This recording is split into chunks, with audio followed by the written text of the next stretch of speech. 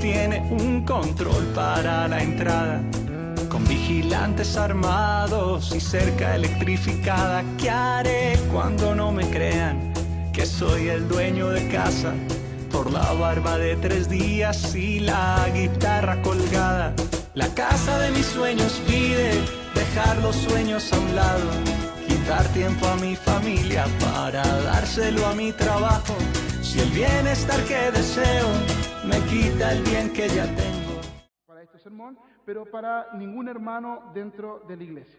La idea es poder hablar la palabra de Dios, pero no para que se vaya diciendo, uy, que soy el peor la peor de las madres o el peor de los padres. Todo lo contrario. La idea es poder acercarnos a la palabra del Señor y eliminar ese peso de ese legalismo religioso que muchas veces es puesto en las personas, porque las personas ya muchas veces ven al pastor con mucha desconfianza. Si usted no es lo mismo cuando ustedes, por ejemplo, van y saludan y conocen a una persona y le dicen que es cristiano, quizás la persona va a decir, este es canuto, alguna cosa. Pero cuando voy a saludar yo y digo que soy pastor, ahí las cosas se levantan las cejas y como que van a querer hacer una pregunta y hay un aire muchas veces de desconfianza. ¿Ya? ¿Por qué de desconfianza? Porque no sabemos qué pastor es y vemos si el acento del pastor es brasileño, ¿cierto? Del pare de sufrir, alguna cosa, y en nuestra mente se tratan de relacionar muchas cosas. Entonces, muchas veces cuando uno habla y cuando uno va a predicar o cuando uno va a enseñar, esta enseñanza pasa sin querer por el prejuicio de las personas y esto trae culpa para sus vidas. La idea no es generar culpa. La idea es liberarnos, ¿cierto?, de todo peso de culpa y que nuestros ojos sean abiertos y que la palabra del Señor sobreabunde en nuestras vidas.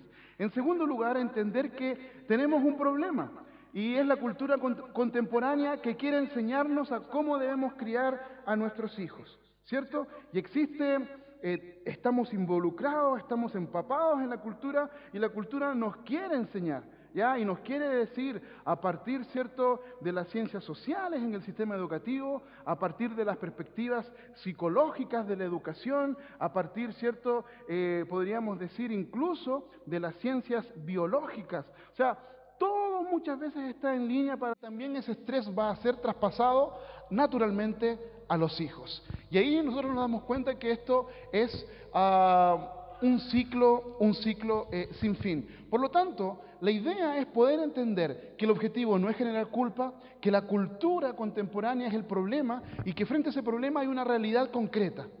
¿Y qué podemos hacer como creyentes, como cristianos, frente a esa realidad? Y pensando en esto, obviamente siempre investigando con respecto al tema de la familia, de los papás y los hijos, me encontré con este titular de MOL o del Mercurio y que hacía la pregunta, ¿son los hijos la clave de la felicidad de una pareja? Y ahí decían que un psicólogo de Harvard decía que no, ¿ya? Ustedes saben que si un psicólogo es de Harvard, ahí se piensa un poquitito para ver qué es lo que está diciendo, ¿ya? Entonces, ¿qué es lo que decía? Los niños deberían hacer la vida de los matrimonios más felices, pero el estudio mostraba que no era así.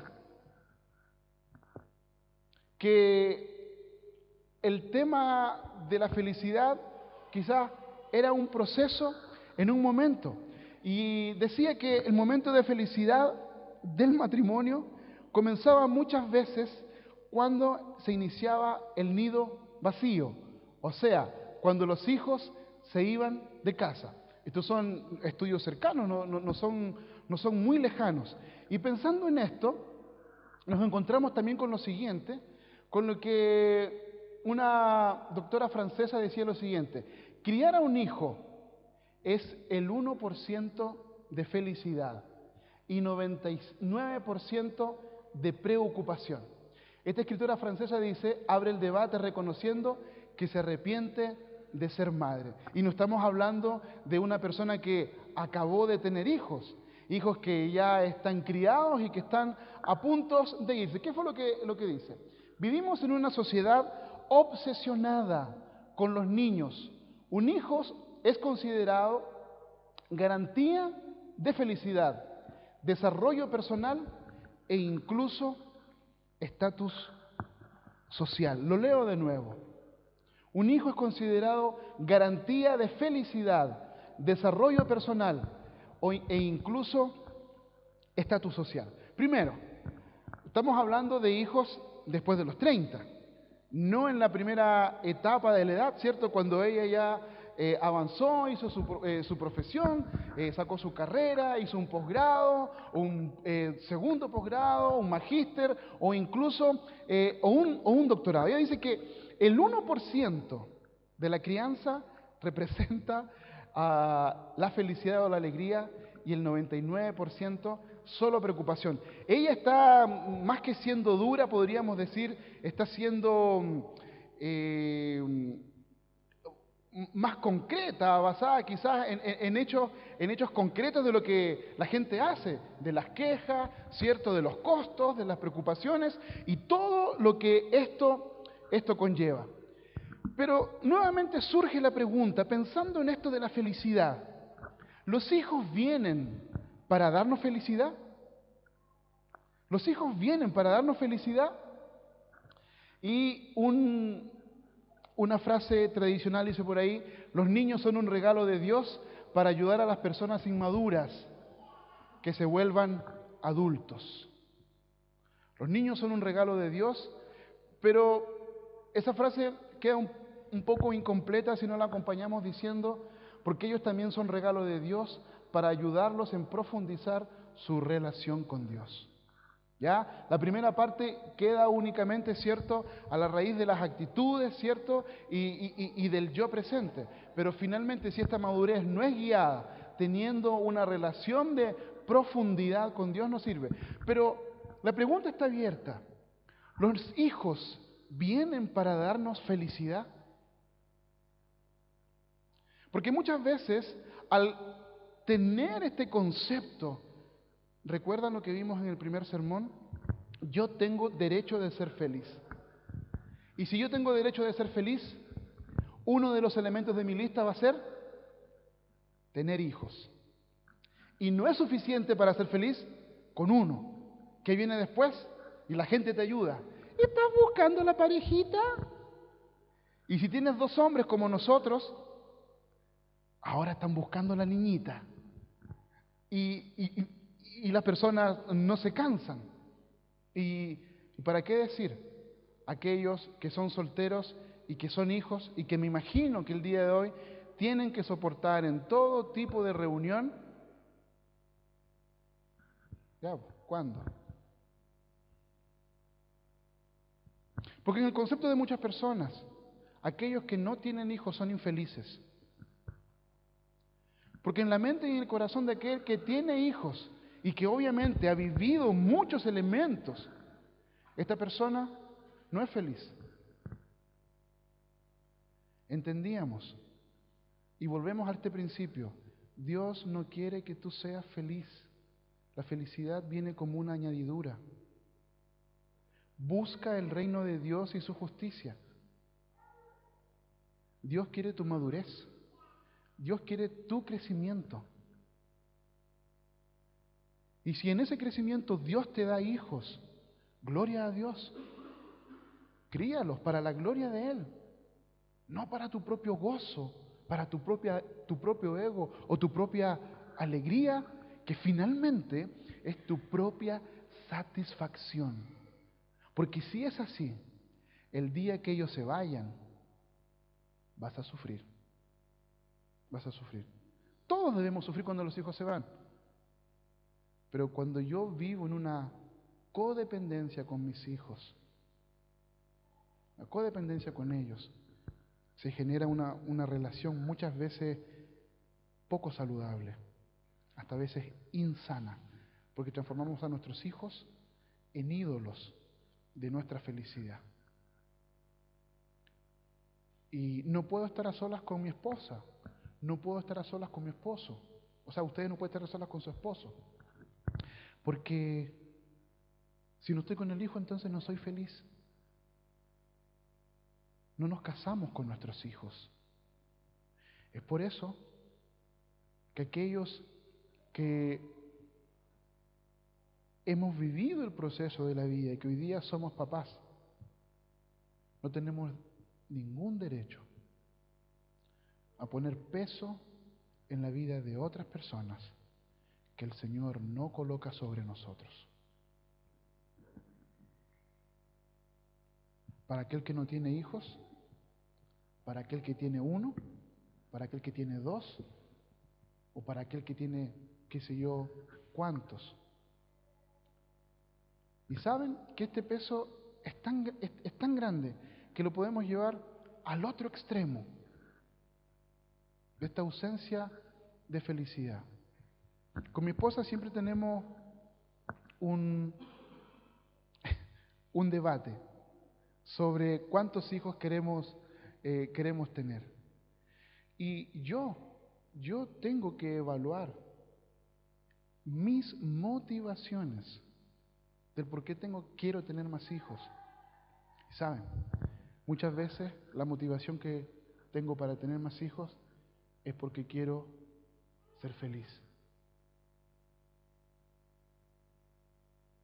No sé si entienden a dónde quiero llegar con esto. Simple. Los hijos no son objeto para tu felicidad. Tus hijos no son materia prima para tu crecimiento, para tu desarrollo personal o para tu estatus, que muchas veces puede ser basado en la religiosidad. Como primer elemento, que pensemos y reflexionemos en esto. No nos casamos con nuestros hijos, nos casamos con nuestro cónyuge. Aquellos que aún no se casan y que están pololeando, o aquellos que aún no pololean, el principio y la plenitud de la vida no estará en la persona amada y tampoco estará en los hijos. Y el Salmo 128 lo deja muy claro. Bienaventurado, feliz el hombre, la mujer que teme al Señor, o sea, que tiene una comunión íntima con Él. Y pensando en estas presiones, estas amenazas de la cultura, tenemos que entender que cuando vienen hijos, vienen presiones. Este es un titular un poco más cercano, y criar a los hijos es complejo, es difícil. Y hay un nuevo término que se acuñó con respecto a esto, que pequeños emperadores, niños agresivos y autoritarios. ¿Qué hacer? ¿Cuándo busco mi felicidad? ¿Cuándo busco mi alegría? ¿Cuándo busco tener un proyecto de vida feliz? Tener un hijo para un hombre muchas veces es bacán. Y muchas veces el hombre está fuera de casa, trabaja por turnos y trabaja en minería o llega en la noche, y la mamá muchas veces le va a decir: mi amor, ¿sabes que Pedrito, Juanito, Pepito, Tomasito hicieron esto? Y ahí en la mente del papá dice: no lo vi en todo el día y me traen estas noticias, ¿qué hago?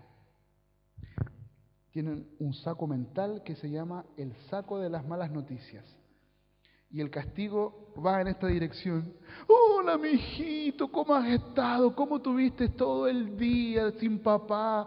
¿Cómo lo extrañaste a papá? Y se acabó. Y el saco de la disciplina del castigo no existe más. ¿Qué creamos? ¿Qué generamos? Pequeños niños emperadores. Porque aquel papá piensa que está pensando en su hijo, pero no está pensando en su hijo. Está pensando en su propia felicidad, en su propio proyecto, de que cómo lo voy a castigar, lejos del papá, que aquí, que allá. Y cuando las cosas van mal, a este pequeño niño que va creciendo de manera agresiva, que va creciendo de esta manera, ¿cómo nosotros lo castigamos? Con un PlayStation 4. ¿Cómo lo castigamos? Y lo llenamos como hombres, como papás, con regalos. Porque eso es lo que nosotros pensamos. Creemos que nuestros hijos necesitan regalos. Regalos. Y muchas veces Esto ocurre en una familia muy lejana, no ocurre en la familia del pastor. Pero hay una parte de la familia del pastor que existe un concepto del niño, pero tan exacerbado, que una sala de 4x3, el que sea matemático que haga el cálculo exacto, para Navidad la gente no puede entrar porque está lleno de regalos. Una sala de 4x3 y 2 metros de altura, porque está lleno de regalos. ¿Y cuál es la frase? Los regalos son para los niños. Hay hartos niños, claro, hay hartos niños. Pero la gran cantidad de niños y esta generación que no recibe disciplina, esta generación que no recibe una educación de cómo crecer, se le premia por hacer lo que él quiere, por hacer lo que ellos quieren. Primero yo, segundo yo, así dice el reportaje, tercero yo, y si sobra algo, que todo sea para mí. Con esa frase, la psiquiatra Olga Albornoz resume la conducta de los llamados pequeños tiranos, niños rebeldes, indisciplinados, agresivos, en extremo caprichosos, dado que en la casa esos niños se comportan como seres muy autoritarios. Hace unos años los expertos comenzaron a hablar del síndrome del niño emperador, dueño de absolutamente todo. Muchas veces nosotros vamos a encontrarnos o incluso tenemos que evaluar cómo nosotros estamos criando. A veces es posible que mi hijo no sea este tal niño emperador, ¿cierto? Pero muchas veces van a haber rasgos, van a haber cosas no basadas en el niño, sino que basadas en aquello que los papás piensan que es su proyecto de felicidad. Algunas preguntas entonces en este tema. ¿Cómo los hijos de esta generación se comportarán como padres? ¿Cómo nuestros hijos se van a comportar como padres? ¿Cómo podremos formar hijos que no se vuelvan frutos de esta cultura? Como padres sucumbiremos ante las presiones educacionales de nuestra cultura.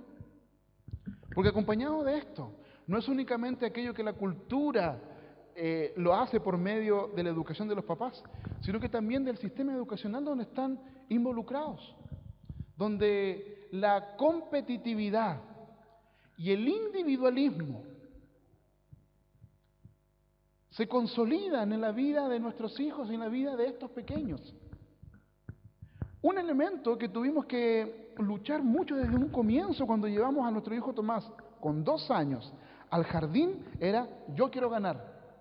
Después de 2 o 3 días, yo quiero ganar, Nunca en casa habíamos hablado de ganar nada. Yo quiero ganar, yo quiero llegar primero. ¿Por qué? Porque el sistema en el cual está involucrado con otros compañeritos, hay competencias. Y se les enseña que desde pequeño, desde los 2 años, mi hijo, él ya quería ser el primero y quería ganar en todo y dejar atrás. En una de esas competencias, para quebrar un poquito el hielo, dijeron a Tomás: Tomás, me parece que son como pequeñas gincanas, ponen diferentes pruebas en ese lugar, y en la prueba tenía que pasar por haciendo zigzag en una especie de lugar, y como a veces a los niños no le enseñan eso, ya Tomás, gusanito. Tomás miró, se tiró al piso y para llegar primero se arrastraba de guata corriendo en el piso para llegar primero. Gusanito le entendió que tenía que arrastrarse como gusano y como gusano tenía que llegar primero. El tema es que por tirarse al piso y arrastrarse no ganó. Y como no ganó, se frustró. Y en esa frustración él lloraba amargamente. Pero ¿cómo? ¿Cómo nuestros hijos, cómo los vamos a educar? ¿Cómo nosotros podremos formarlos para que ellos no sean fruto, que sean fruto de la palabra del Señor y no de la cultura? Y aún más, también frente a las presiones educacionales que nosotros como padres y nuestros hijos tienen. Quiero invitarlos para que podamos leer Hebreos, capítulo 12, del versículo 4 al 11. Dice así la palabra del Señor, aprendiendo a ser padres como nuestro Padre. En la lucha que ustedes libran contra el pecado, todavía no han tenido que resistir hasta derramar su sangre. Y ya han olvidado por completo las palabras de aliento que como a hijos se les dirige. Hijo mío, no tomes a la ligera la disciplina del Señor, ni te desanimes cuando te reprenda. Porque el Señor disciplina a los que ama y azota a todo el que recibe como hijo. Lo que soportan es para la disciplina, pues Dios los está tratando como a hijos. ¿Qué hijo hay a quien el Padre no disciplina? Si a ustedes se les deja sin la disciplina que todos reciben, entonces serán bastardos y no hijos legítimos. Después de todo, aunque nuestros padres humanos nos disciplinaban, los respetábamos. ¿No hemos de someternos con mayor razón al Padre de los Espíritus para que vivamos? En efecto, nuestros padres nos disciplinaban por un breve tiempo como mejor les parecía, pero Dios lo hace para nuestro bien, a fin de que participemos de su santidad. En primer lugar, me gustaría que pensáramos y reflexionáramos en este pasaje que la palabra del Señor nos ha regalado en el libro de Hebreos y aprendamos cómo nosotros podemos ser padres, no a nuestra expectativa. Quien es soltero, es momento de presentarse delante del Señor y decir: Señor, ayúdame a guardar esto en mi corazón. Casados, que no tienen hijos, prepararse si en algún momento los van a tener. Casados con hijos, comenzar a poner en práctica aquello que el Señor está enseñándonos por medio de su palabra. Digo esto porque muchas veces en nuestra mente, sin darnos cuenta, pensamos que el mensaje y la palabra es para un sector o es para un grupo de personas. No, es para cada uno de nosotros. Esta palabra puede ser aplicada para cada un momento diferente, con mayor énfasis los que somos papás en este momento. Ciertamente ninguna disciplina en el momento de recibirla parece agradable, sino más bien penosa. Sin embargo, después produce una cosecha de justicia y paz para quienes han sido entrenados por ella. En primer lugar, en la formación de sus hijos, Dios diferencia entre comodidad, entre comodidad y límite genuino. Lo repito de nuevo, en el proceso de la formación de nuestros hijos, de los hijos, Dios hace una diferencia entre ese lugar cómodo en nuestras vidas y un límite seguro, un límite genuino. Miren lo que dice el texto bíblico. En la lucha que ustedes libran contra el pecado, todavía no han tenido que resistir hasta derramar su sangre. Pongo un poco en contexto lo que la palabra del Señor está hablando. Cuando este mensaje está siendo entregado, los cristianos están siendo perseguidos, ¿ya? Los hijos de Dios, aquellos que han dejado el judaísmo, ¿ya? Y se han vuelto cristianos, están siendo perseguidos, ¿cierto? Los están muchas veces metiendo en la cárcel y matando. Pero resulta que en este proceso, algunas personas dijeron: oh, está un poco difícil. ¿Y qué hacían? Volvían al judaísmo. Dejaban de ser creyentes, dejaban de ser cristianos y volvían nuevamente a ser judíos. A estos judíos que ya no eran cristianos. Entonces, por lo tanto, cuando ellos nuevamente volvían a ser judíos y pasaba esto, dejaban de ser perseguidos. Dejaban de ser perseguidos. Entonces, el texto está diciendo: en la lucha que ustedes libran contra el pecado, ¿cierto? Todavía no han tenido que resistir hasta derramar su sangre. Y lo que nos encontramos acá es que en Hebreos capítulo 12, versículo 1, nos está enseñando y nos está explicando que, como veíamos en la liturgia, se trata de una carrera. Una jornada que tenemos que avanzar y caminar. Aquí está hablando, ¿cierto?, en la lucha con el pecado, pero en esta carrera en la cual tenemos que correr, en la cual nosotros tenemos que avanzar, Dios nos está enseñando y está diciendo por medio del apóstol: oye, ustedes se están quejando, ustedes están cambiando de religión porque en verdad aún no les ha llegado verdaderamente la espada. Ustedes se cambian, han devuelto, han regresado atrás porque únicamente han sido sacados de su zona de confort, han sido sacados de su espacio de comodidad. Por lo tanto, ustedes aún no han resistido hasta derramar su sangre. Y el Señor muchas veces nos quiere mostrar, nos quiere enseñar por medio de esto, que existe una diferencia entre el espacio y el lugar cómodo que estamos viviendo y el límite en el cual nosotros podemos vivir. Estas personas, ¿cierto?, no habían perseverado lo suficiente, no habían perseverado en la carrera y ya estaban abandonando la carrera a la mitad. Reclamaban: ustedes han regresado a ese lugar que el Señor los ha sacado únicamente porque están sintiendo que Dios los está moviendo y los está sacando de su lugar de confort. Y este concepto de hasta la muerte, podríamos decir que es el estiramiento y es el lugar o el final al cual el mismo Señor Jesucristo llegó. ¿Cómo podemos explicar y entender esto de esta manera? Para los que corren, para las personas que hemos hecho atletismo o corremos. Cuando nosotros corremos, vamos, avanzamos, ¿cierto? Dependiendo 500 metros, cuando algunos empiezan, 1 kilómetro, 2 kilómetros, 5, 6, 7 kilómetros, hasta 8 kilómetros, ¿cierto? Y ahí el Night Runner te acompaña, pone tu música y todo el asunto. Y vamos disciplinadamente trabajando, avanzando, ¿cierto? En este espacio. Pero resulta que muchas veces cuando nosotros ponemos atención, en la medida que nosotros vamos haciendo esfuerzo, vamos rompiendo y vamos quebrando límites. Después de los 800 metros que hice la primera vez, la próxima vez no quiero hacer 800. Después de una semana quiero hacer 1,5 kilómetros. Y quebramos y rompemos ese límite. Y después vamos avanzando y quebrando límites, y muchos hasta llegar, ¿cierto?, a las corridas o a las maratones familiares que se hacen aquí en Antofagasta, que son muy concurridas por familias, y vamos, y no importa, y hay alegría ahí. Pero ¿cuándo definir o cuándo entender cuando llegue el límite?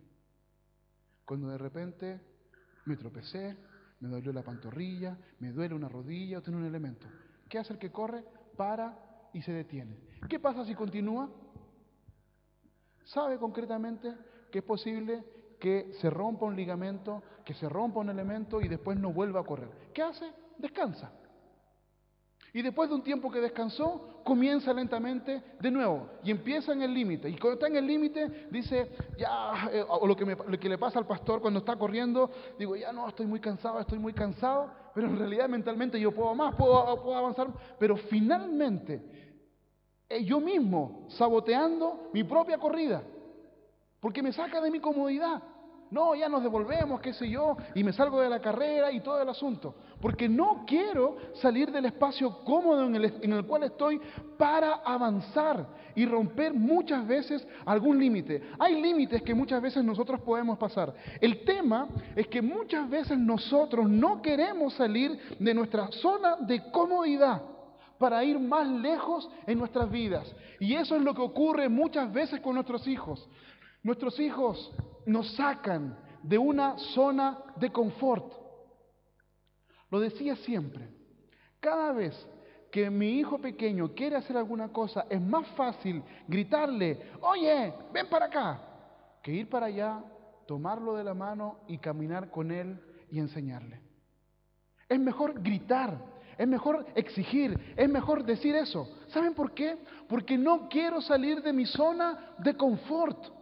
No quiero salir de mi zona de confort. Y en ese espacio, en ese lugar, hago y enseño a mis hijos para que ellos vivan una vida de comodidad. En la medida que ellos van creciendo, yo los voy educando para que ellos sean personas en las cuales nadie los quite de su zona de comodidad, para que nadie los saque de su zona, entre comillas, de comodidad. Porque han aprendido de mí, han aprendido entre comillas, de estas enseñanzas que yo no voy a romper esos límites. Pero no son romper los límites, es sacarlo de su zona de comodidad. Y muchas veces enseñar a nuestros hijos tiene ese trasfondo. Dios nos prueba profundamente, sacándonos de nuestra zona de comodidad, sacándonos del lugar que estamos nosotros cómodos, que estamos nosotros tranquilos. Y eso es lo que estaba ocurriendo con estas personas.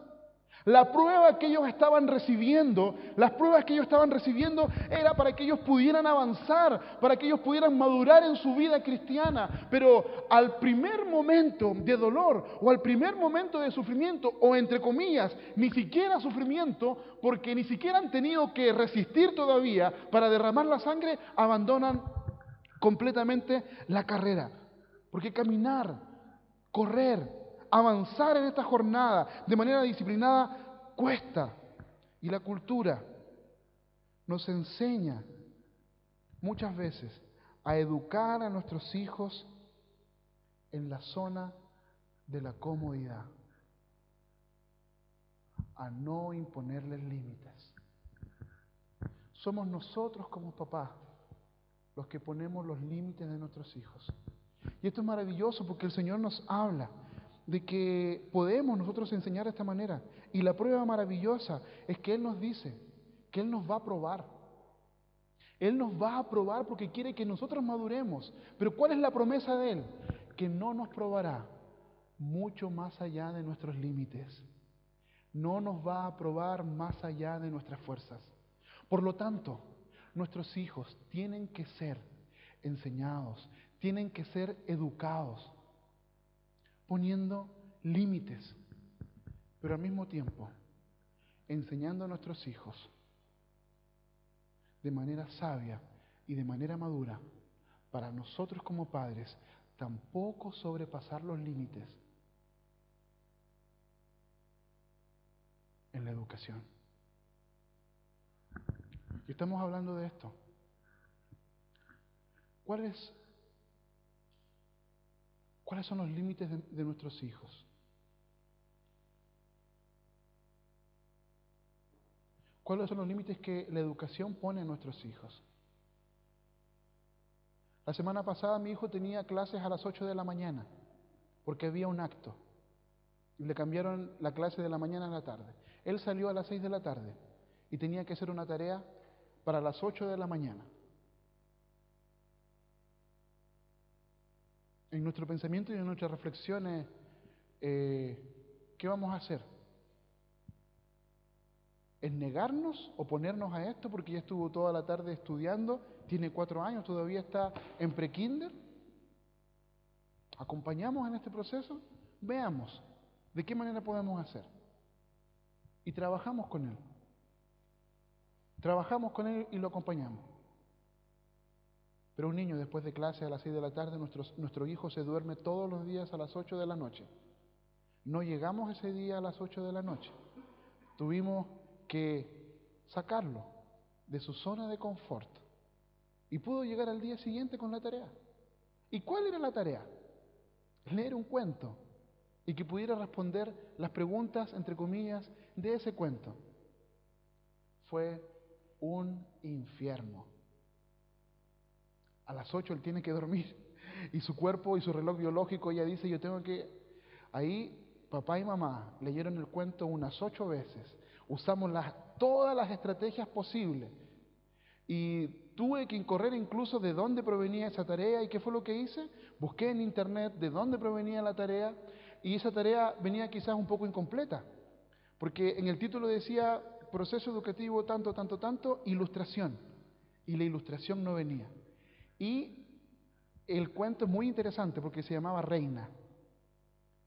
Y le leímos, después de 5 veces que leímos el cuento, le preguntamos a nuestro hijo, ¿de qué se trata el cuento? del rey y la reina. No tenía nada que ver en su mente, pensó que ese nombre, porque el nombre de la niña era Reina, y era una historia muy, muy bonita, que nos gustó a nosotros, que hablaba de una niña, ¿cierto?, en el proceso de la gestación hasta que nace. Algo muy simple, muy didáctico, muy bacán. No estoy diciendo que el proceso está mal.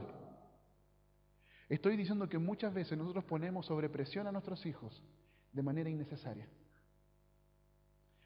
Nosotros conseguimos hasta que se rió, lo pasó bien y disfrutó de ese momento.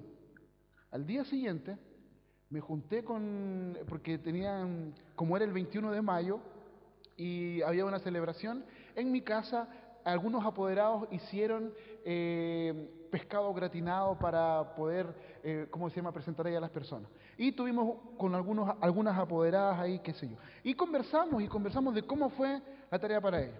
Hermano, para todos fue un infierno. Después de clase, llegar a la tarea y allá en clase había personas que tenían sus propias estrategias, tenían sus propias personas. Pero papás puesto presión y papás muchas veces poco sabios que ponen a presión a sus hijos de una manera completamente extrema. Entonces, ¿qué estoy diciendo? Que muchas veces este tipo de cosas en las cuales nosotros no nos damos cuenta, ¿cuál es el límite? ¿Cuál es el límite? Y nosotros tenemos que ser sabios para ponerle límites a nuestros hijos, pero también tenemos que ser sabios para no sobrepasar los límites y las presiones de nuestros hijos. Y en primer lugar, recordar que todo esto que nosotros estamos viendo acá es que Dios nos prueba, Dios te prueba. Dios te pone a prueba para sacarte de tu lugar de confort. Por lo tanto, si estás trabajando con tus hijos, si estás trabajando con ellos, sácalos de su lugar de confort, sácalos de su lugar de comunidad y colócale límites, enséñales hasta dónde ellos se pueden esforzar, hasta dónde ellos pueden caminar. Porque una de las cosas que mi hijo dice hoy con 4 años, estoy aburrido. Esa palabra no la aprendió en casa. Es una palabra adquirida. Y yo le digo, hijo, ¿de qué estás aburrido? Y él sabiamente me dice, no sé. Y yo le digo, ¿te hago un avión? ¡Ya! Y se le pasó el aburrimiento. A esa edad tenemos que acompañar, tenemos que educar. Hermanos, Dios te prueba. Dios te prueba. Te saca de tu lugar de confort. Pero Él no te va a probar más allá de tus fuerzas. Más allá de tus fuerzas. En segundo lugar, cuando hablamos de la formación de sus hijos, Dios insiste en la palabra ánimo. Dios insiste en la palabra ánimo. ¿Qué dice el texto? Y ya han olvidado por completo las palabras de aliento que como a hijos se les dirige. Miren lo que dice el texto bíblico en este aspecto. Esta palabra aliento en el original se llama paráclesis, que significa ánimo o discurso de acción. Ánimo o discurso de acción. Veíamos en primer lugar que nosotros somos probados por Dios y Él, ¿cierto?, nos lleva para llegar hasta el límite, pero no para atravesar el límite, porque Él no va a poner una fuerza mayor o una prueba mayor, ¿cierto?, que no podamos sobrellevar. Pero al mismo tiempo, y ya han olvidado por completo las palabras de aliento que como hijos se les dirige, está diciendo lo siguiente: ustedes ya olvidaron todas las palabras de aliento que recibieron, ustedes ya olvidaron todo el ánimo que la palabra del Señor te da, que tus amigos cristianos te dan, que tu familia cristiana te da. Ya olvidaste todo ese ánimo que te da en este acompañamiento, en este avance. Porque muchas veces nosotros entendemos estas cosas de manera mental, y cuesta entender y llevar estas cosas hacia el corazón. ¿Sabían ustedes? Como dice un dicho antiguo y alguien dijo por ahí, la distancia más larga es entre la mente y el corazón. Entre la mente y el corazón. Y lo que está diciendo el apóstol, ustedes ya se olvidaron. Aquello que aprendieron y lo guardaron en su corazón, ustedes ya lo abandonaron por completo. Por lo tanto, el Señor está diciendo que en este aspecto, este ánimo no es un ánimo dado únicamente porque surge fuerza del interior. Observemos ¿Qué es lo que quiere decir con esto? Juan 14, 26. Pero el Consolador, el Espíritu Santo, a quien el Padre envía en mi nombre, les enseñará todas las cosas y les hará recordar todo aquello que yo les he dicho.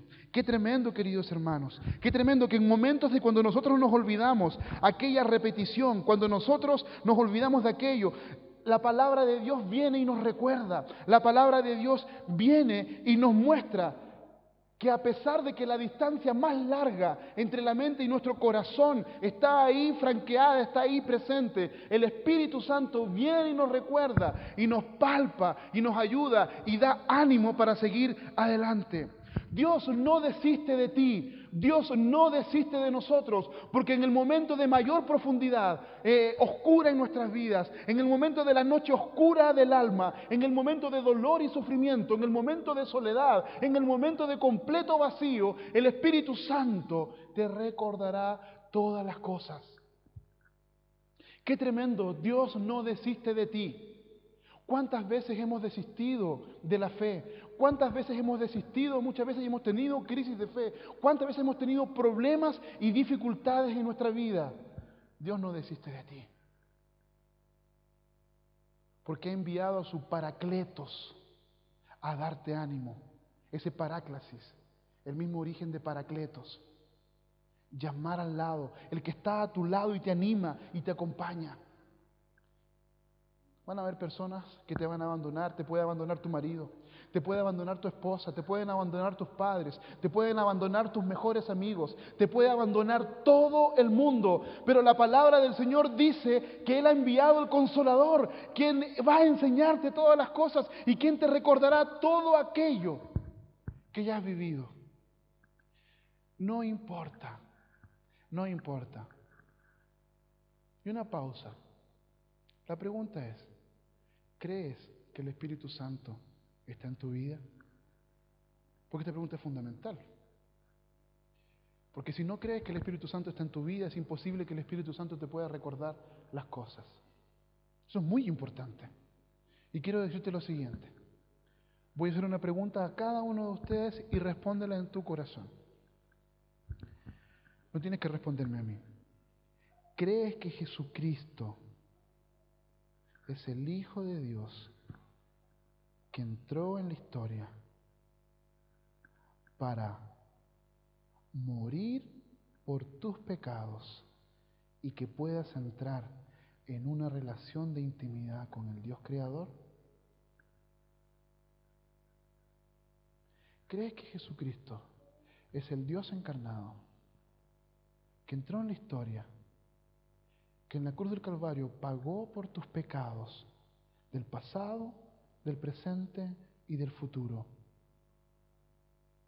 para que tú pudieras tener una relación con Dios? Si tu respuesta es sí, déjame decirte que el Espíritu Santo está en ti. Porque la Biblia dice que cuando nosotros creemos, somos sellados y el Espíritu Santo es la garantía de lo que Dios ha hecho en nuestras vidas. No permitas que nadie, persona, filosofía te engañe y te haga creer que eso es falso. Y si es así, te aseguro con todo mi corazón que el Espíritu Santo te va a recordar las cosas cuando las olvides. Cuando las olvides. Y te va a animar y te va a acompañar, aun cuando en tu historia te sientas completamente solo o te sientas completamente sola. En el proceso de la formación de nuestros hijos, Dios insiste en darnos palabras de ánimo, en animarnos cuando estamos completamente desanimados. Ánimo, papá. Ánimo los hermanos que son solteros. Ánimo los hermanos que aún no tienen hijos. Ánimo. Y no permitan que la cultura en la cual estamos viviendo nos engañe y nos diga cómo tenemos que vivir nuestra vida como discípulos del Señor. Ánimo. Ánimo. Porque cuando todo el mundo te abandone, Él no lo hará. Y Él nos enseña de manera maravillosa. ¿De qué manera? cómo seguir educando, cómo seguir enseñando. Deuteronomio 6:7. Grábate en el corazón estas palabras que hoy te mando. Incúlcaselas continuamente a tus hijos.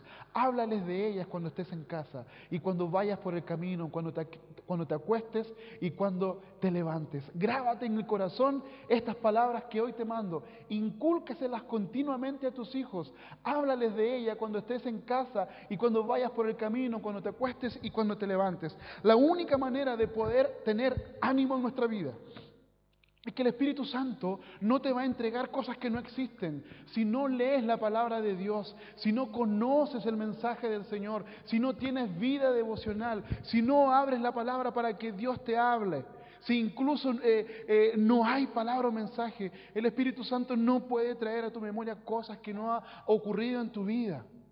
Pero una cosa yo te puedo decir: si has participado de sermones, si has participado de cultos, si has participado de estudios bíblicos, si has participado de un montón de cosas y en algún momento Dios te enseñó por medio de su Espíritu Santo en alguna clase, el Espíritu Santo va a recordar esas palabras. Esas palabras, por lo tanto, no te llenes de culpabilidad porque no haces devocional. No te llenes de culpabilidad porque has faltado a los cultos. No te llenes de culpabilidad porque tu relación con Dios hoy está lejana. ¡Ánimo! ¡Ánimo! No te llenes de culpa porque, entre comillas, te sientes menos espiritual que otras personas. Porque en este lugar solo habemos pecadores. ¡Ánimo! ¡Ánimo! Y en la medida que avanzamos y tenemos ánimo, repite la palabra del Señor, enséñasela a tus hijos, colócala en todo lugar. ¿Qué es lo que está diciendo? Este texto es maravilloso. Enséñala a tu hijo cuando vas en el auto, cuando vas en la micro, cuando vas al colegio, cuando sale del colegio, cuando vas caminando en la calle, cuando juegas con él, cuando te diviertes, cuando haces todo. Enséñale. No permitas que tu hijo reciba una enseñanza. Porque cuando tú no le enseñes a tus hijos, la cultura lo hará. Si tú no le enseñas a tu hijo a amar, la cultura le enseñará a amar. Si tú no le enseñas a perdonar, la cultura le enseñará cómo se trata con el perdón. Si tú no le enseñas buenos modales, la cultura lo hará. Si tú no le enseñas a respetar y amar al prójimo, la cultura lo hará. Es por eso que es tan necesario que repitamos, que enseñemos, que repitamos, que enseñemos, que repitamos, que enseñemos. El otro día fui a Santiago a ver a mi tía María Esther, que es mayor del Ejército de Salvación. Mi tía tiene cáncer terminal, está en una fase ya esperando que desahuciada. La tía que le predicó el Evangelio a mi abuelita, y el Evangelio que me fue predicado en mi vida por mi abuelita. Fui a visitarla al hospital, pero Dios me visitó a mí, visitándola a ella, animándome. Me hizo una pregunta tan simple, porque me dice: Pepito, ¿estás haciendo devocional con tus hijos? Yo le dije: sí, en la noche cuando nos acostamos le leemos la Biblia. No, me dijo, todos ustedes juntos están haciendo el devocional. Y de verdad lo hemos hecho algunas veces, pero no lo teníamos como disciplina. Y me dijo así: comienza ahora, no pares. Es la cosa más maravillosa que podemos hacer como cristianos, vivir nuestra espiritualidad con nuestros hijos desde pequeños. No importa que ellos no puedan comprender todavía, pero dile las cosas que él pueda entender. Y el Señor me anima, y busca elementos, y busca oportunidades para animarnos, para decir: oye, no, si estás fallando, o más que fallando, te falta alguna cosa, el Espíritu Santo viene y pone a alguna persona, pone a algún amigo, y pone palabras en su vida para animarte, para seguir adelante. Deuteronomio 6:6. Guárdalo, memorízalo en tu vida. Dios quiere que repitas su palabra, que la memorices, que la enseñes, no solamente para tu vida, para tus hijos, para que la pegues en el poste, la pegues en la puerta, en su pieza. Una madre con un esposo borracho, 5 hijos, mucha pobreza. Uno de los hijos, amigo íntimo mío. Ella aprendió este versículo de memoria. Él me invitó a su casa. Una familia muy pobre, pero con un corazón muy, muy grande. Piso destruido, las paredes manchadas porque no habían dinero, pero hizo un esfuerzo para educar a sus hijos. ¿Y saben cómo lo hacía?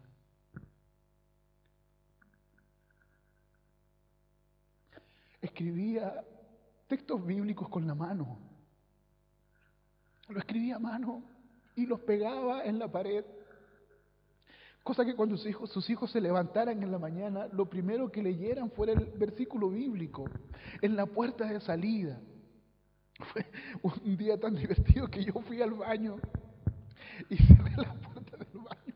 Y ahí cuando me senté me encontré con el texto bíblico que no pude arrancar. Yo dije, esto me va a quedar como experiencia para toda la vida. Jamás me voy a olvidar de eso porque estaba el texto ahí, no les voy a decir ahora, pero me lo aprendí de memoria en ese día. Un hijo carabinero, quizá no sé ahora, no iba a la iglesia. Un sociólogo, un ingeniero civil, no sé qué más. No estoy diciendo que ser profesional sea lo mejor, estoy diciendo que ser pobre no es falta de dinero. Ser pobre no es falta de plata. Y muchas veces nosotros no tomamos en cuenta cosas y mensajes tan puntuales y tan complejos que son importantes para la vida de nuestros hijos. Y en tercer lugar, en la formación de sus hijos, Dios usa la disciplina y la corrección. Dios usa la disciplina y la corrección. Y esto es muy bonito porque muchas veces me encanta decir esto porque lo he puesto en práctica en mi vida. Y primero quiero que nosotros podamos entender y sacarnos de nuestra cabeza el concepto de castigo y usar bien el concepto de disciplina. ¿Ya? Castigo como algo malo, como algún elemento que está sobre nuestras vidas únicamente para no recibir corrección. Y el texto bíblico dice lo siguiente: Hijo mío, no tomes a la ligera la disciplina del Señor, ni te desanimes cuando te reprenda. Ni te desanimes cuando te reprenda. Primero, cuando nosotros hablamos de la palabra disciplina, tiene que venir a nuestra mente la palabra entrenamiento o capacitación. Cuando nosotros hablamos de disciplina, estamos entrenando, estamos siendo entrenados por el Señor para avanzar más allá, para que nuestros límites se extiendan, para que nuestra zona de confort sea ampliada, para que nosotros podamos crecer y ser personas maduras. Cuando una persona no sabe correr y tiene disciplina y se le enseña a correr, alcanzará lugares que nunca antes había alcanzado, porque en el principio sus límites eran cortos, sus límites eran cortísimos, pero el entrenamiento, ¿qué produjo? La disciplina, ¿qué fue lo que produjo? Que pudo alcanzar lugares donde él no estaba llegando. Cuando nosotros somos disciplinados por el Señor nos capacita, el Señor nos entrena para llegar a la madurez espiritual que Él anhela y que Él desea. ¿Cuál es ese nivel? ¿Cuál es esa madurez? Que seamos un día como su Hijo Jesús, que obedezcamos de manera obediente como Él lo hizo, que estemos dispuestos no a abandonar la carrera como en el primer elemento, sino que a continuar, no a hacerme de nuevo un judío, sino que a decir: Señor, sigo adelante, porque yo sé que tú estás conmigo, porque yo sé que tú me acompañas, que vamos en esta dirección. Y eso es tremendo. Y eso es tremendo en nosotros. Disciplina no es castigo por castigo, castigo por maldad. Es entrenar para sacar del lugar de confort que estábamos diciendo en un comienzo, pero al mismo tiempo para capacitar, para dar las herramientas que otros que otros no tienen. Con mi hijo Tomás nos ha pasado mucho que él tiene problemas de frustración, se frustra muy rápido. Entonces, por lo tanto, nosotros no tenemos que eliminar el tema de la frustración. Tiene que frustrarse. Hay cosas que él no puede hacer. Pero la cultura, ¿qué es lo que dice? Impide que el niño se frustre. No dejes que el niño se frustre. Porque si el niño se frustra, va a quedar con una marca en la historia de su vida, y si queda con una marca de su vida, va a quedar con traumas.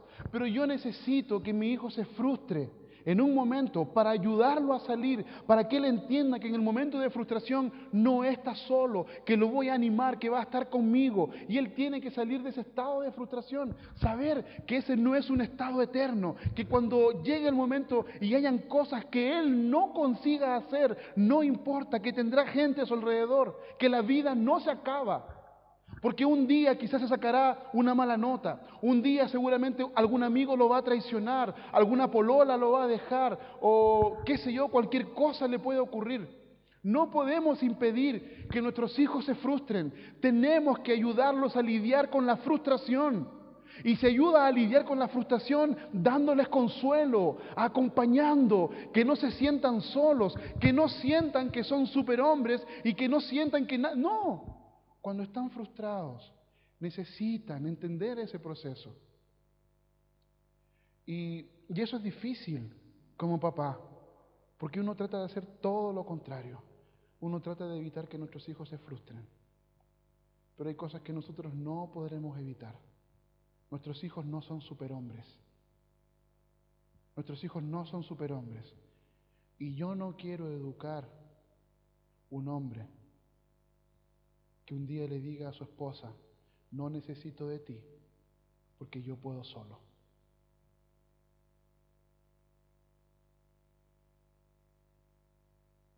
Porque la interdependencia es parte de nuestra vida familiar. Entendemos mal el concepto cuando entendemos que somos cabeza y pensamos que ser cabeza es mandar. Ser cabeza significa dirigir, porque tienes que rendir cuentas a alguien que está arriba, no mandar. Vivimos con nuestras familias y nuestras esposas de manera interdependiente. Dependemos el uno del otro. Yo no puedo vivir sin mi esposa, así como mi esposa no puede vivir sin mí porque somos un matrimonio. No puedo decir que no la necesito a ella, la necesito para seguir creciendo, la necesito para seguir avanzando, y ella también me necesita para seguir creciendo, para seguir madurando, porque somos interdependientes y los dos absolutamente dependientes del Señor. Por lo tanto, tenemos que entender que la parte de la disciplina en la vida de nuestros hijos es importante, es un entrenamiento para el momento en la vida que tengan que hacerlo. Y a veces la corrección. Cada papá puede buscar su estrategia de poder hacerlo de una manera que no traiga, obviamente, problemas y que las frustraciones continúen. Una cosa es decir, pucha, no puedo impedir que mi hijo se frustre, no estoy ni ahí. Y otra cosa es cuidar de ese momento, que no es lo mismo. Y para hacer eso, la corrección surge del fruto del amor. Dios Padre nos corrige porque nos ama. Dios Padre nos corrige porque nos ama, no porque nos odia. Si hay corrección a tus hijos, si hay corrección a tus pequeños y el amor está ausente, no es una corrección, valga la redundancia, correcta. El amor debe dirigir, porque cuando el Señor nos corrige de esa manera. Porque el Señor al que ama disciplina y azota a todo aquel que recibe por hijo. Si soportáis la disciplina, Dios os trata como a hijos. Porque ¿qué hijo es aquel a quien el Padre no disciplina? La corrección es fruto del amor de Dios como nuestro Padre. Al mismo tiempo, tiene el propósito de nuestro bienestar. Y a aquellos ciertamente les parecía, pero a para los que no les es provechoso, para que participemos de su santidad. Ser corregidos por Dios nos hace más parecidos con Él. Ser corregidos por Dios nos hace más santos. No sin pecado. No sin pecado. La corrección es fruto de su amor. La reprensión es fruto de su amor, pero también tiene como propósito nuestro propio bienestar para que nosotros podamos ser ejercitados en esto. El versículo 11 dice, es verdad que ninguna disciplina al presente parece ser causa de gozo. Ninguna disciplina parece ser causa de gozo.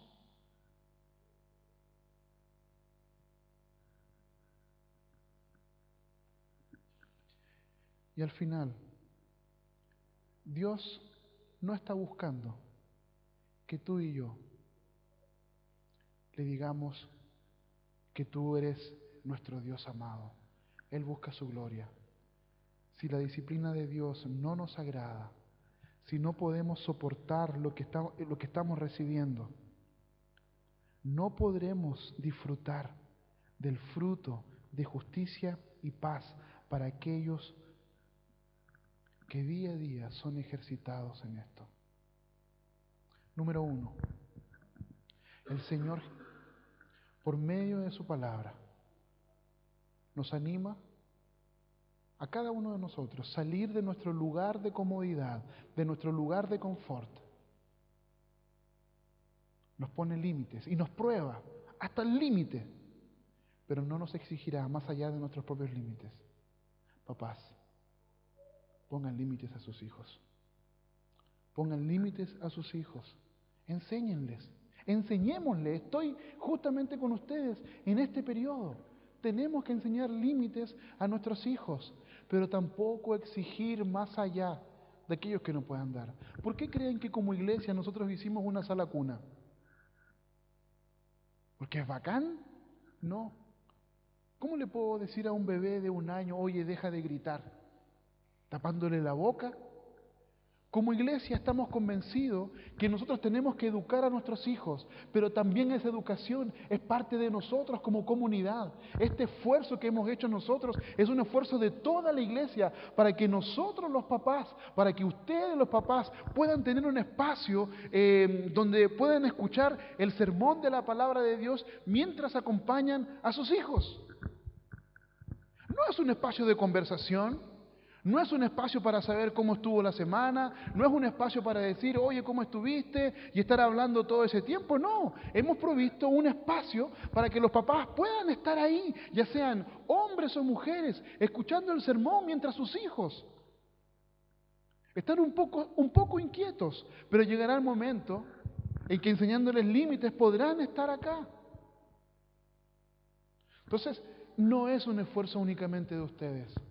Es un esfuerzo nuestro, comunitario, porque entendemos que la vida de esta iglesia es diferente quizás a la vida de muchas otras congregaciones, porque la mayoría de las personas que están acá son matrimonios jóvenes, papás jóvenes con hijos pequeños, y en la medida que vaya pasando el tiempo, seguirán llegando matrimonios jóvenes, seguirán llegando personas. Yo mismo voy a seguir casando a muchos de ustedes y seguiremos avanzando en esta jornada.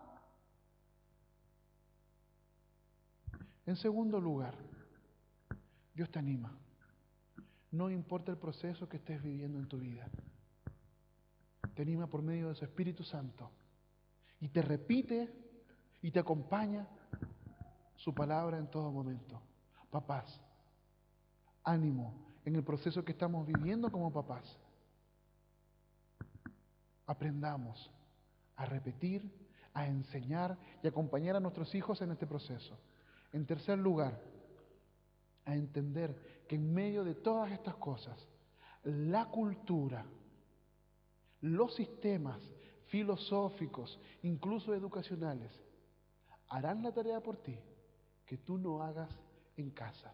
Por lo tanto, la disciplina y la corrección tienen que ser con amor, tiene que ser a partir del amor y tiene que buscar el bienestar de tu hijo.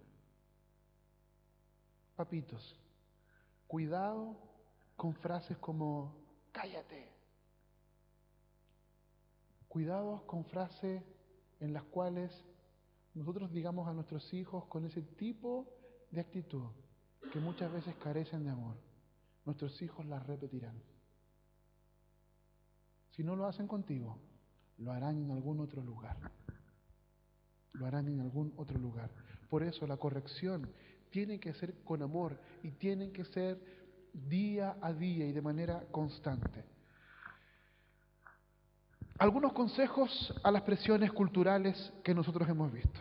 Hace algunos años atrás, cuando era seminarista, el pastor, amigo mío, Jonathan Muñoz, escribió una carta pastoral a un padre con hijos en edad escolar. Y encontré relevante poner algunos elementos importantes de esta carta para darnos algunos consejos de lo que nosotros tenemos que vivir. Y él decía lo siguiente: querido amigo y hermano en Cristo, sé que estás tomando decisiones importantes en tu vida con respecto a en qué colegio poner a tus hijos. Y ahí él decía, sé que has tenido algunos elementos en tu vida y quiero escribirte algunas palabras para ello. ¿Y qué es lo que nos dice el pastor Jonathan? Primero, no dejes de reconocer que Dios te ha bendecido económicamente. No dejes de reconocer que Dios te ha bendecido económicamente. Porque muchas veces nosotros, sin darnos cuenta, ¿cierto?, pensamos que porque soy cristiano, porque estoy ganando un poquito más de plata, es casi pecado. Como siempre estamos hablando aquí en esta zona, ¿cierto?, que tenemos que luchar en contra de los ídolos de esta región y que en primer lugar uno de esos ídolos es el dinero. Pareciera ser que un cristiano no puede ganar dinero aquí en Antofagasta porque si no después lo van a estar mirando. No, no se trata de eso. Dios te ha bendecido. Dios te dio un trabajo. Dios te ha capacitado, Dios te dio las formas para poder estudiar. Por favor, no te engañes. Dentro de nuestra cultura, oye, ¿cómo estás económicamente? Sí, más o menos, nomás, que aquí, que allá, como tirándonos para abajo, como si fuese malo. No, me está yendo bien. ¿Por qué decir que te subieron el sueldo? ¿Por qué ocultar cosas que son tan concretas como la bendición de Dios en tu vida? Que te dio otro trabajo, que te dio la oportunidad de seguir adelante y que Él mismo te ha dado posibilidades para tener una buena casa, quizás poder tener un auto. No te olvides que en primer lugar tus padres se esforzaron y que hubo gente a tu alrededor que vive en otros barrios, dice él, de la ciudad, que se esfuerzan tanto o más cada día y no logran financieramente lo que tú sí logras. Gracias a Dios, sé que sabes de esto. El pastor Jonathan nos recuerda, no te olvides que todo lo que tienes es Dios quien te lo ha dado. Y si Dios te ha dado un buen trabajo, un buen sueldo, Dios te lo dio, no te avergüences de ello. En segundo lugar, ser pobre es más que un tema de no tener suficientes lucas para sustentar una familia. Ser pobre, dice él, es no tener el poder para cambiar algunas cosas que son imposibles de cambiar. Y él cita, voy a citar simplemente un ejemplo, y él dice lo siguiente: el dinero es un medio efectivo para adquirir poder. Te doy un ejemplo: pago un buen seguro y si me muero mis hijos no terminan en la calle o en la pobreza. Eso es poder. Puedo escoger el supermercado donde comprar y puedo escoger los productos más sanos para que mis hijos no coman cualquier porquería regada con aguas hervidas. Eso es poder. Voy a una clínica y donde si no me atienden a los 5 minutos, exijo para que vengan más rápido. Exijo y tengo el poder de hacerlo. Ese poder que muchos de ustedes tienen cuando van a que no tienen cuando van a urgencias o cuando se va al centro asistencial del norte. Y en esos consejos él dice lo siguiente: invita a las personas a lo siguiente. En esta carta, querido amigo, te quiero invitar a pensar lo siguiente: ¿qué tal si en vez de poner a tus hijos en un colegio de 100,000 pesos, esto hace mucho tiempo, Para la cifra de Antofagasta, esto debería decir 450.000 o 400.000 pesos. En vez de poner a tus hijos en un colegio caro o más lucas, lo pones en uno subvencionado de 30 o 20, ¿cierto? O en horror, en uno público. Y él dice lo siguiente, que va a ocurrir o que puede ocurrir. Al pagar menos, no necesitarás trabajar tanto y tendrás más tiempo y energía para involucrarte activamente en la educación de tus hijos y en el mejoramiento de dicha escuela o colegio. Cuando él escribió esto, simplemente una pequeña corrección, no lo hace para personas que esto nos genera un problema. Por lo tanto, si hay personas que ganan mucho dinero y que esto no le va a generar ninguna dificultad, este mensaje no es para ese tipo de personas. Pero sí, si la persona lo hace, alcanzará lo que acabamos de ver. Segundo, te verás obligado a reconocer, como la Biblia enseña, que la educación es un acto primariamente familiar y tendrás que asumir tu responsabilidad parental de hacer tu hijo un estudiante de excelencia, rompiendo así el comodismo típico de la clase media de buscar el mejor colegio. Deuteronomio 6, yo educo a mis hijos, no permito que otros lo eduquen por mí, el colegio me ayuda. Mi hijo está en un colegio, gracias a Dios, en un colegio cristiano. Pero ellos no van a hacer la labor que yo tengo que hacer. Yo lo educo en casa. Y lo dejo en ese colegio concretamente y solicito ayuda para que ellos nos acompañen en esa educación. Pero ese colegio al mismo tiempo, que es un colegio hoy particular subvencionado, que está en un sector de periferia para papás que muchas veces no pueden colocar a sus hijos en otro tipo de colegios, esto es maravilloso. En ese espacio, mi hijo puede compartir con otro tipo de personas. Yo mismo puedo compartir en ese espacio. Con tu poder podrás influir e involucrarte activamente para subir el nivel de esa escuela y así amarás también a tu prójimo y a sus hijos que tienen menos recursos y por lo tanto menos poder. 4. Estarás rompiendo con la maligna sociedad de castas heredada de la cosmovisión pagana y que caracteriza a nuestra sociedad chilena. Palabras de un pastor que considero profundamente relevantes de evaluar. No son una carta o un mandamiento para seguir, pero sí para evaluar como principios de nuestra vida. Y quiero terminar con esto.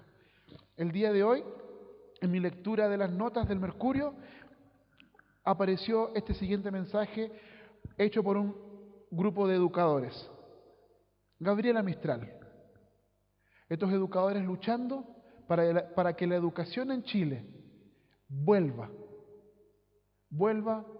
a ser basada en el amor, como decía Gabriela Mistral en el pasado. Esto es un consejo para mis hermanos y amigos que trabajan como profesores, que tienen acceso al aspecto educacional. Estas palabras de Gabriela Mistral. Acuérdate que tu oficio no es mercancía, sino que es servicio divino. Nos dice piensa que Dios te ha puesto para crear el mundo del mañana. En estas reflexiones, nuestra pensadora muestra una visión ética y espiritual profunda, una noción de Dios que trasciende lo confesional y la diferencia de los credos. La enseñanza de los míos, tal vez, dice ella, la forma más alta de buscar a Dios, pero es también la más terrible en el sentido de la tremenda responsabilidad. Ustedes, hermanos cristianos, que son educadores, que están en escuelas, no se entreguen a los vicios del sistema. Sean contracultura en el lugar donde ustedes están. No se entreguen a la corrupción que muchas veces el sistema domina. Vivan y entréguense por una educación, más que pensar en una educación cristiana, pensar en una educación que glorifique a Dios.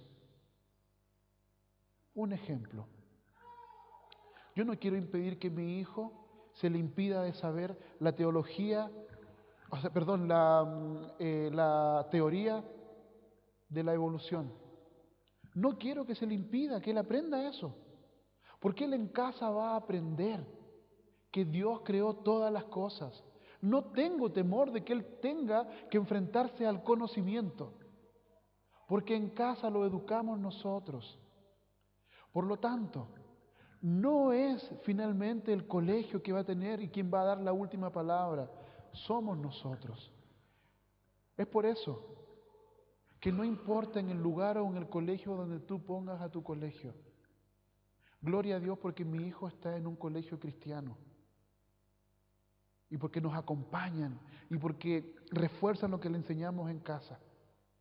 Pero si no estuviera ahí, también gloria a Dios, porque mi hijo sería un instrumento y nosotros somos un instrumento. Lo que siempre digo, en el colegio uno tiene que ser verdaderamente creyente porque no todos los chicos son cristianos y los papás son cristianos. La última vez tuve una reunión de un programa que se llama Sendas y tuve que reunirme con 2 papás. Los 2 eran divorciados. Y el Señor me dio la oportunidad de compartir con ellos. Quizás todavía no de hablarle del Señor, pero sí de compartir nuestras vidas y de generar relaciones. Para meditar y reflexionar. Los niños son un regalo de Dios para ayudar a las personas inmaduras, para que se vuelvan adultos. Ellos también son regalo de Dios para ayudarlos en profundizar su relación con Dios. Nuestros hijos tienen que ayudarnos a profundizar nuestra relación de intimidad con el Señor. Tu trabajo, tu vida entera es para Dios. Casados que aún no han tenido hijos, si aún no has tenido hijos, tu vida por completo tiene que ser para Dios.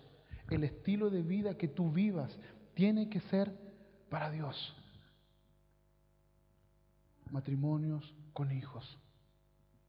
Nuestros hijos tienen que ser para Dios. No son nuestros, son prestados. Son prestados. Y el Señor prestó a esos hijos para que pudiéramos madurar, para que pudiéramos crecer y tener más comunión con Él, no para llenar un vacío en nuestro corazón. Si tus hijos están llenando, o tu hijo o tu hija está llenando un vacío en tu corazón, se llama idolatría. Pídele perdón al Señor. Arrepiéntete de ese pecado. Porque ese lugar que está ocupando tu hijo en tu corazón le pertenece a Dios. Y Él debería estar en ese lugar. Aprende a discernir entre comodidad y límites. Hable palabras que generen nuevas actitudes. Una palabra de ánimo. Corrija a partir del amor, buscando el bien. Confíe que el tiempo traerá frutos de justicia y de paz. Que el Señor te bendiga, que el Señor te use, ya sea como soltero, ya sea como casado, ya sea como padre de pocos o de muchos hijos, que su gracia te acompañe. Amén. Pongámonos de pie. Colgada, la casa de mis sueños pide dejar los sueños a un lado, quitar tiempo a mi familia para dárselo a mi trabajo. Si el bienestar que deseo me quita el bien que ya tengo, la casa de mis sueños, la casa de mis sueños, la casa de mis sueños yo ya no la quiero.